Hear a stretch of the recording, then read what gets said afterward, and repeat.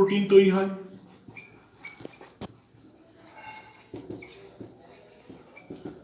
আর 3 নম্বর হচ্ছে কি, 3 নম্বর হচ্ছে ক্রোমোজোমগুলি দুটি ক্রোমাটিড তৈরি করে এবং ক্রোমাটিডগুলো কোথায় যুক্ত থাকে? ক্রোমাটিডগুলি সেন্ট্রোমিয়ার অংশে যুক্ত থাকে। তাহলে ক্রোমোজোমগুলি কি তৈরি করে? ক্রোমাটিড তৈরি করে এবং ক্রোমাটিডগুলি কোথায় যুক্ত থাকে? ক্রোমাটিডগুলি সেন্ট্রোমিয়ার অংশে যুক্ত থাকে। অর্থাৎ ক্রোমাটিড দ্বয়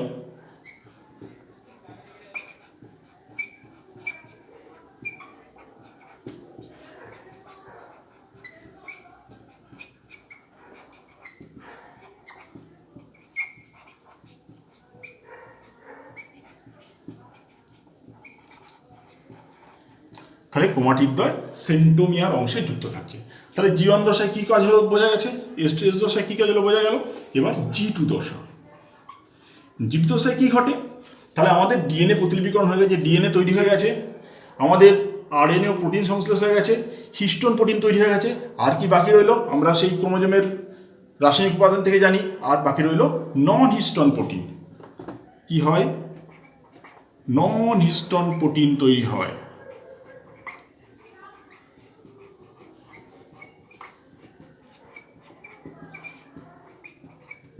আর 2 নম্বর কি হচ্ছে?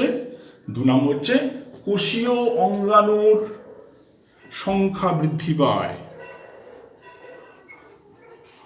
কোষীয় অঙ্গাণুর সংখ্যা বৃদ্ধি পায়। তাহলে আমরা একটু দেখে নিই, G1 দশায় কি হচ্ছে? কোষ অঙ্গাণু গঠিত হচ্ছে। আর কি হচ্ছে? কোষ ও নিউক্লিয়াসের আয়তন বৃদ্ধি পাচ্ছে। আর হচ্ছে আরএনএ ও প্রোটিন সংশ্লেষিত হচ্ছে। এস দশায় কি হচ্ছে?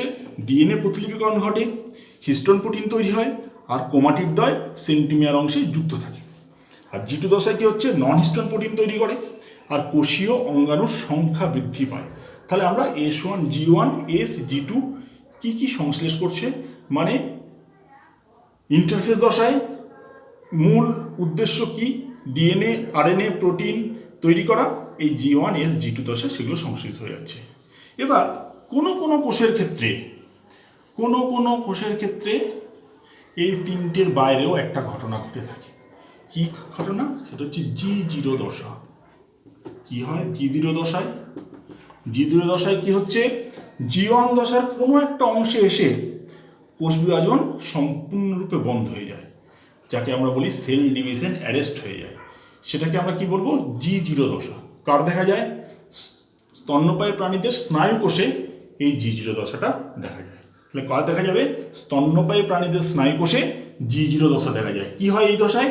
G1 দশায় কোনো একটা অংশে এসে কোষ বিভাজনটা সম্পূর্ণরূপে বন্ধ হয়ে যায়, যাকে আমরা বলবো বন্ধা দশা বা G0 দশা। ঠিক আছে? কার দেখা যায়? স্তন্যপায়ী প্রাণীদের স্নায়ু কোষে দেখা যায়। এবার আমরা কি পড়বো? কোষ বিভাজন কেন, এই কোষচক্রটা কেন পড়ছি, এর গুরুত্বটা কি? কোষচক্রের গুরুত্ব, এর গুরুত্বটা কি?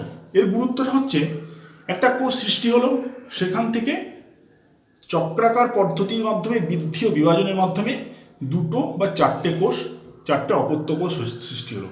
এই অপত্য কোষগুলোর কোষীয় উপাদান সংশ্লেষ হয় কোথা থেকে?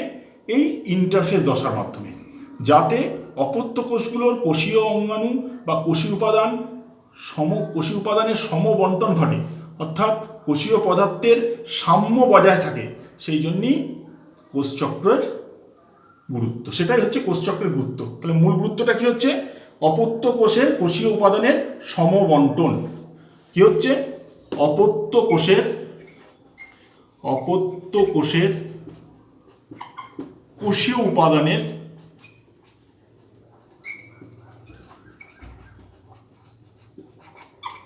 সমবন্টন। তাহলে কোষচক্রের মূল উদ্দেশ্য, গুরুত্ব হচ্ছে কি? অপত্য কোষের কোষীয় উপাদানের সমবন্টন। তাহলে হচ্ছে এই যে বৃদ্ধি দশার মাধ্যমে সে যে ডিএনএ, আরএনএ, প্রোটিন সংশ্লেষ করলো, কোষীয় অঙ্গাণুর সংখ্যা বৃদ্ধি করলো, সেগুলো কোথায় যাচ্ছে? সেগুলো তার অপত্য কোষের মধ্যে সমানভাবে বণ্টিত হচ্ছে। ফলে অপত্য কোষগুলোর মধ্যে কোষীয় অঙ্গাণু বা ডিএনএ, আরএনএর সাম্য বজায় থাকছে। এরপর আমরা নিয়ন্ত্রণ করব। কোষচক্রকে নিয়ন্ত্রণ করছে।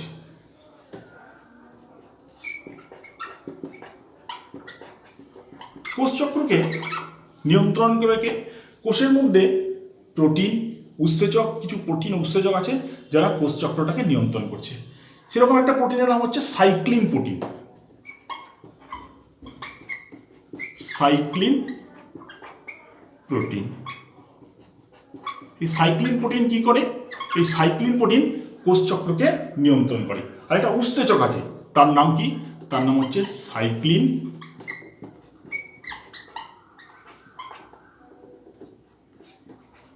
নির্ভর কাইনেজ উৎসেচক। তাহলে একটা প্রোটিন ও একটা উৎসেচক। প্রোটিনটার নাম হচ্ছে সাইক্লিন প্রোটিন, আর আর আর উৎসেচকটার নাম হচ্ছে সাইক্লিন নির্ভর কাইনেজ উৎসেচক। এই সাইক্লিন নির্ভর কাইনেজকে আমরা কি নামে চিনি?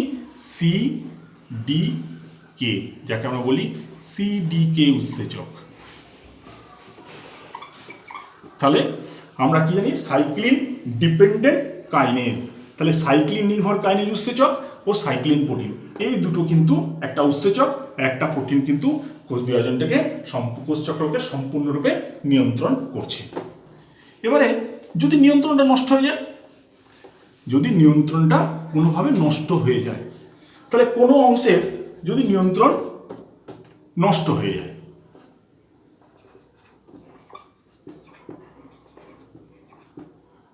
যদি নিয়ন্ত্রণটা নষ্ট হয়ে যায়, তাহলে নিয়ন্ত্রণ নষ্ট হলে কী হবে? বলছে কোনো অংশের কোষচক্রের নিয়ন্ত্রণ যদি নষ্ট হয়ে যায়, তাহলে সেই অংশের কোষগুলি কি হবে? সেই অংশের কোষগুলি খুব দ্রুত এবং অসংগঠিতভাবে বৃদ্ধি পাবে। তাহলে দ্রুত ও অসংগঠিতভাবে বৃদ্ধি পাওয়ার ফলে কী হবে?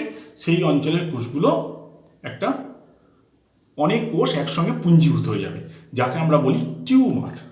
তাহলে কোনো অঞ্চলের কোষচক্রের যদি নিয়ন্ত্রণ নষ্ট হয়ে যায়, তাহলে সেই অঞ্চলের কোষগুলো দ্রুত অস্বাভাবিক বৃদ্ধির ফলে কোষ গুচ্ছ তৈরি হবে এবং সেটাকে আমরা বলবো টিউমার।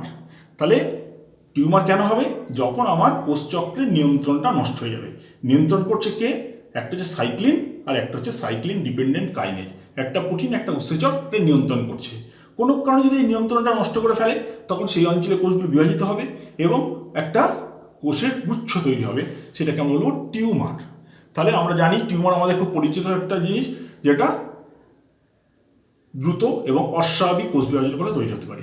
এবার টিউমার কীরকম টিউমার হতে পারে? টিউমার দুটো প্রকারভেদ আছে। একটা হচ্ছে বিনাইন টিউমার।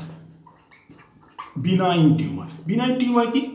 কোনো অঞ্চলের কোষচক্রের নিয়ন্ত্রণ নষ্ট হয়ে গেল, কোষগুলো দ্রুত অস্বাভাবিকভাবে বৃদ্ধি পেতে লাগলো এবং কোষ গুচ্ছ তৈরি করলো, কিন্তু কোষ গুচ্ছটা যেখানেই নিয়ন্ত্রণ নষ্ট হয়ে গেছে সেখানেই সঞ্চিত হয়ে রইল, তখন তাকে বলবো আমরা বিনাইন টিউমার। কিন্তু যদি উল্টোটা হয়, তখন আমরা বলবো ম্যালিগনেন্ট টিউমার। তাহলে ম্যালিগনেন্ট টিউমার কাকে বলছে? বলছে কোনো অঞ্চলের কোষচক্রের নিয়ন্ত্রণটা নষ্ট হয়ে গেল, কোষ দ্রুত এবং অস্বাভাবিকভাবে বৃদ্ধিপ্রাপ্ত হতে লাগলো এবং কোষগুলো তার পরিযান বা মেটাস্ট্যাসিস ক্ষমতার দ্বারা কি হলো? কোষগুলো এখানে ওখানে ছড়িয়ে পড়লো।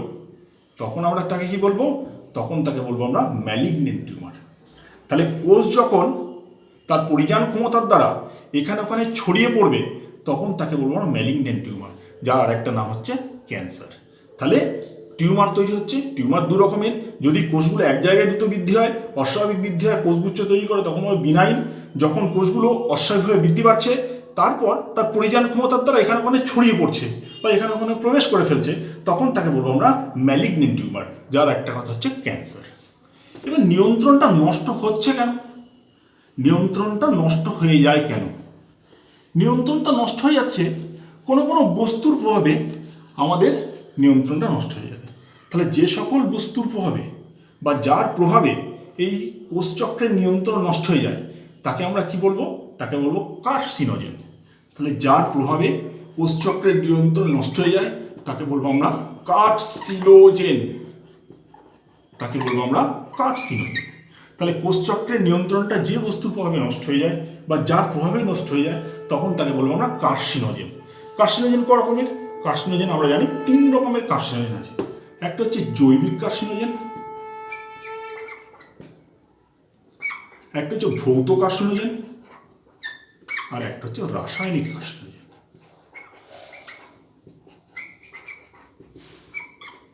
তাহলে 3 ধরনের কার্সিনোজেন আছে। একটা হচ্ছে জৈবিক কার্সিনোজেন। এই জৈবিক কার্সিনোজেন কি? যেমন রাউস সার্কোমা ভাইরাস বা প্যাপিলোমা ভাইরাস, এইগুলো হচ্ছে কিন্তু জৈবিক কার্সিনোজেন। কি? রাউস সার্কোমা ভাইরাস,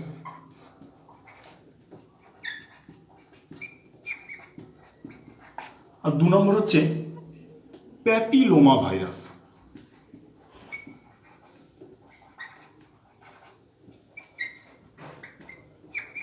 এরা কি করে? আমাদের যে কোষচক্রের নিয়ন্ত্রকগুলো আছে তাদেরকে নষ্ট করে দেয়, ফলে আমাদের কিন্তু টিউমার হতে পারে। ভৌত কার্সিনোজেন কারা? আমরা খুব পরিচিত এক্স রে, ইউভি রে, এগুলো কিন্তু আমাদের ভৌত কার্সিনোজেন। এরাও কিন্তু আমাদের কোষচক্রের নিয়ন্ত্রণগুলোকে নষ্ট করে দেয়। আরেকটা কি? রাসায়নিক কার্সিনোজেন, যেমন নিকোটিন,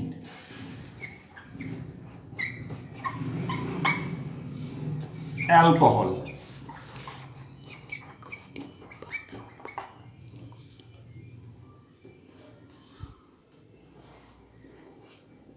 নিকোটিন, অ্যালকোহল, এরা কিন্তু আমাদের রাসায়নিক কার্সিনোজেন।